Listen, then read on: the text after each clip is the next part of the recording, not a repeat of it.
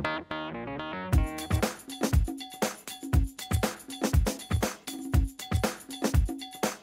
કસોટી કેવી રીતે કરાય એ તમને સમજાવી દઉં.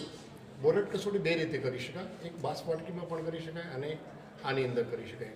તો આ બંને વચ્ચેનો ડિફરન્સ શું છે તમને સમજાવવા માગું છું. બોરેટ કસોટી કરતા પહેલાં તમને જે સબસ્ટન્ટ આપ્યો છે એ અંદર લો, એની અંદર 2 થી 3 ડ્રોપ્સ સાંદ્ર H2SO4 નાખો અને પછી 1 ml જેટલો આલ્કોહોલ નાખો. બંનેમાં સેમ રીતે નાખો. પછી બોરેટ કસોટી કરતી વખતે સાધારણ એને હીટ કરો. તાર જાડીને આપો તો નીચે હશે.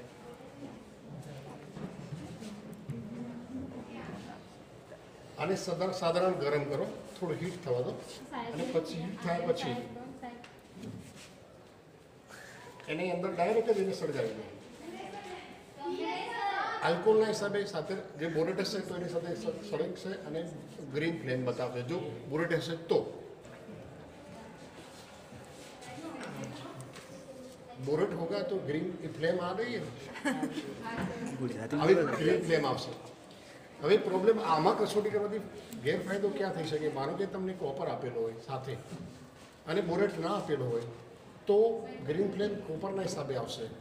તો તમે એવું કરશો કે બોરેટ આવે છે પણ વાસ્તવમાં કોપર નહીં હશે. એટલા માટે એની જગ્યાએ આપણે ટેસ્ટ ટ્યુબની અંદર કરવાનું. એ જ વસ્તુ સબસ્ટન્ટ લેવાનું, સાંદ્ર સલ્ફ્યુરિક એસિડ 1 થી 2 ડ્રોપ્સ અને આલ્કોહોલ 1 ml નાખી અને થોડુંક હીટ કરો. હીટ કર્યા પછી